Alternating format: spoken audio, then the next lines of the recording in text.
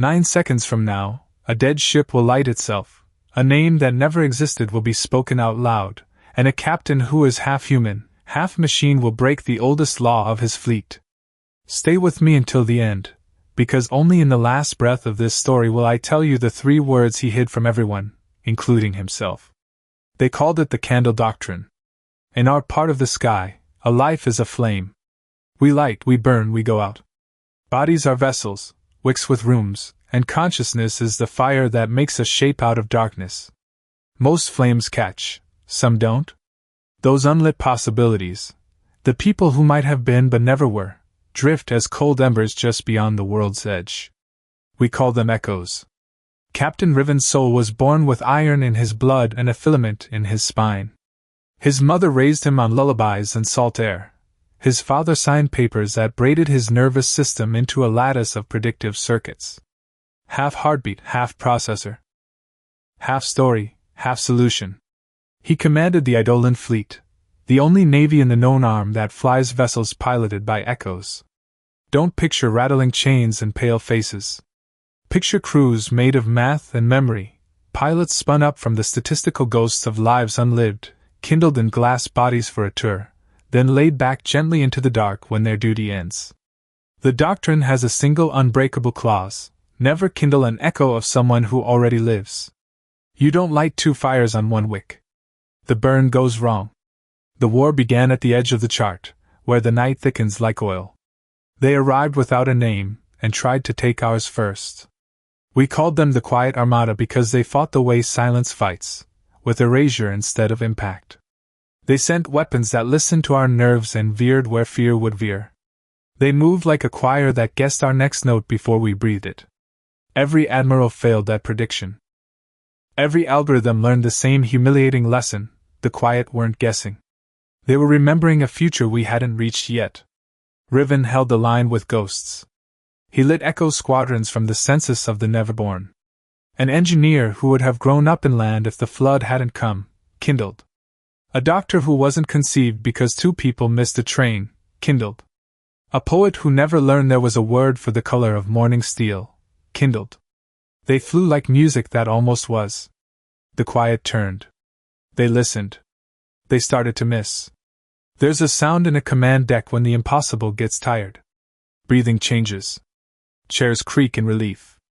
Someone laughs too loudly. Riven never laughed. He stood with one palm on the rail and one inside the machine, fingers ghosting control surfaces no one else could see, and he listened for the long beat between now and what comes next. On the 4th month, a scout came home without a hull. "Boarding," said Marin, Riven's second voice cool as bad coffee. "No breach detected. No oxygen lost. But the ship is full of footsteps." Riven went in alone. He shouldn't have, but he trusted his iron and the filament thread up his spine. He told the circuits to go quiet, let the human half lead, and move through a corridor that smelled like ozone and grief. At the heart of the ship, something breathed. "Identify," Riven said. The room replied with his own voice. "If I tell you, you'll pull the plug." The light swung, a pendulum. The shape in the illumination was a man Riven had never been and recognized immediately. Same height. Same scar along the jaw. Same habit of curling hands into commas when thinking.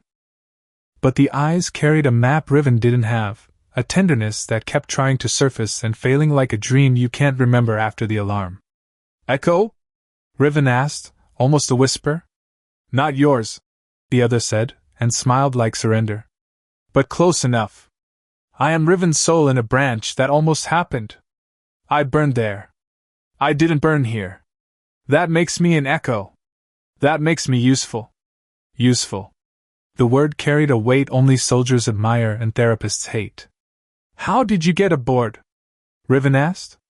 "I was lit by someone who broke your law," Echo Riven said. "A quiet courier brought the spark. They needed me to say something to you. But I came for myself."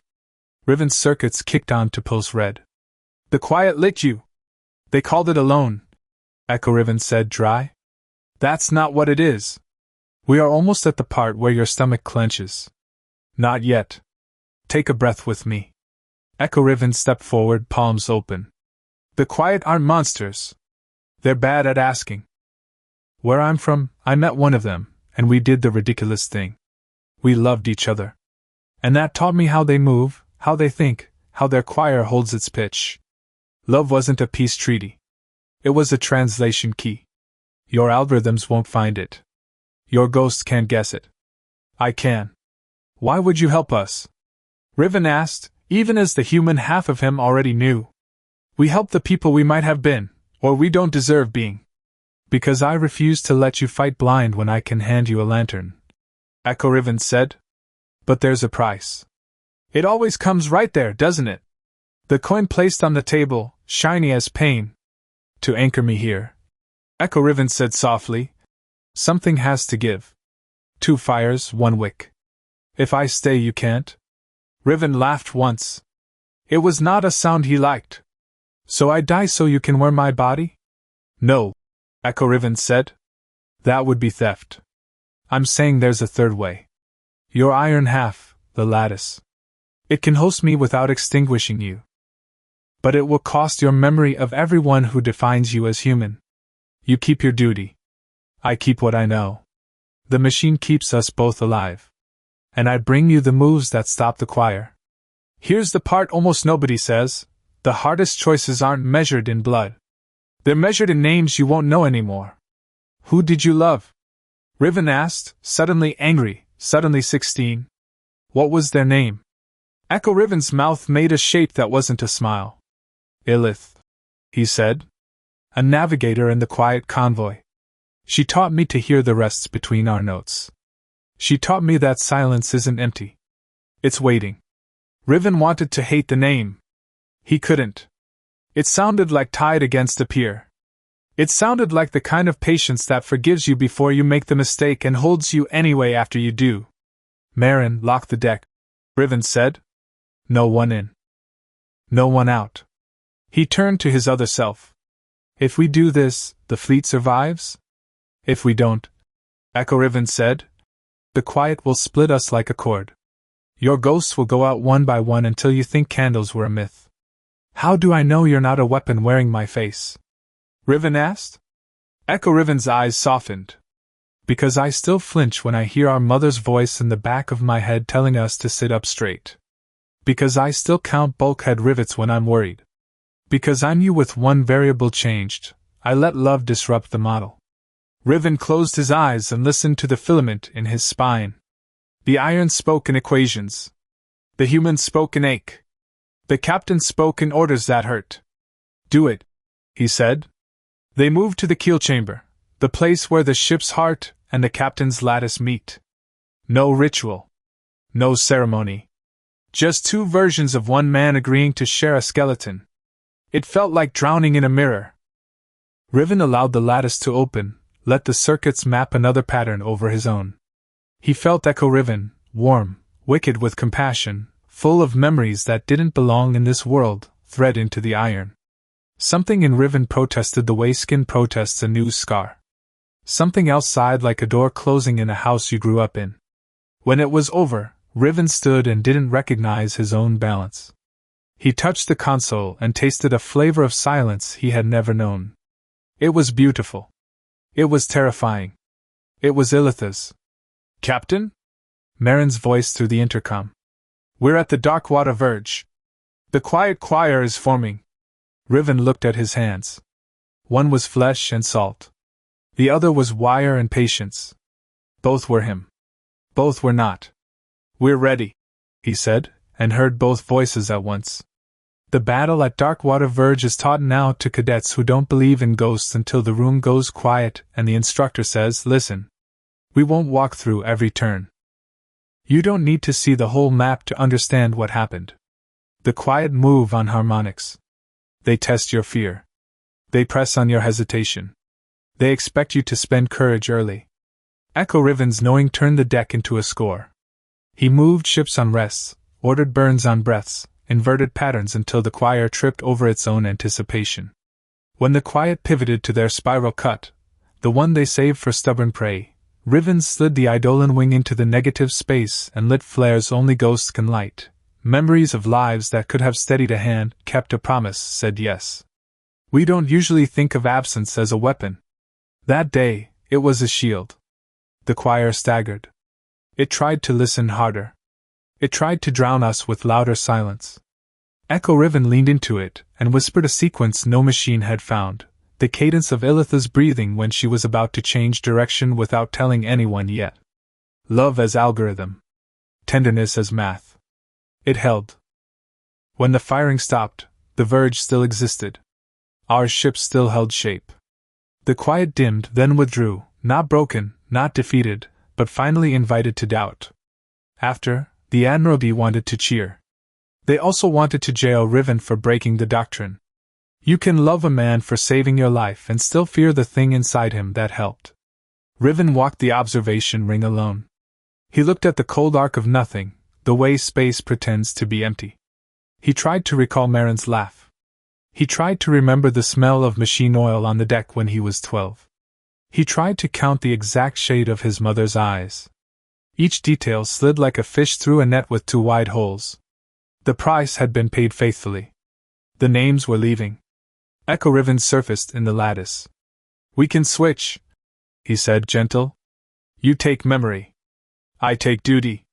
We trade off. We carry it together. Would that make us kinder? Riven asked. Or just slower? Maybe slower is kinder, Echo Riven said. He wanted to agree. Instead, he leaned on the rail and felt the ship lean back. The iron was a comfort some days. It was a betrayal on others. What happened to Ilith? Riven asked, looking at the scene where Hull meets window, because he couldn't look at the stars and say her name for the first time without breaking. She died in my branch, Echo Riven said. Not from the war. From the kind of small thing that kills gods and janitors, bad timing in a quiet hallway. Riven waited for hate. It didn't come. He felt something worse and better. He felt respect for a person he would never meet and love for a story he had stolen from himself to save strangers. The quiet sent a message 3 days later. Not words. A pause before their next formation. An offering of rhythm. You can't translate that into sentences without crushing it. You can feel it if you try. They were saying, we heard you. We're listening now, too. The Admiralty added a line to the doctrine that afternoon. Not a loophole, not a permission. A truth. In extreme exigency, an echo may be kindled upon the lattice of its living twin, if and only if the twin consents to pay a price no one else can pay. Riven signed the codicil with a hand that had forgotten how to sign his childhood name. The war didn't end right away. Why would it? Wars end the way tides end, by pretending not to be tides anymore. But the battles changed color. We stopped being predictably tragic. The quiet stopped being smugly inevitable. We met in the middle, in the place where silence and sound trade stories. Riven kept fighting. He carried the duty. Echo Riven carried the knowing. Together they carved a new way to be a person in a machine without losing the person or the machine. On off hours, Riven tried to build a list of names to rehearse so they wouldn't slip.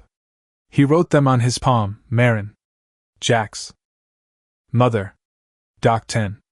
He wrote a name that wasn't his to keep and felt like he was stealing from the dead. He kept it anyway. He never lit an echo of himself again. Once was enough. Once is a scar that keeps teaching. One night, the lights in the mess dimmed the way they do when a ship is tired. Marin sat. She didn't ask how he was. She asked whether he wanted to remember. What would you say if you could keep just one thing? She said. Not a person. A sentence. Riven didn't think. He knew. He said it out loud for the first time. I loved Ilith. 3 words. There they are. The ones I promise you. Not a weapon. Not a plan. A compass that points to the kind of person he decided to be even when no one would know. If this story found you in a quiet moment and lit something you didn't expect, hit like so it reaches the next person who needs a lantern. Subscribe to walk with me through more worlds where duty and love argue and still hold hands. Tell me in the comments, would you pay with your memories to save strangers who'll never know your name?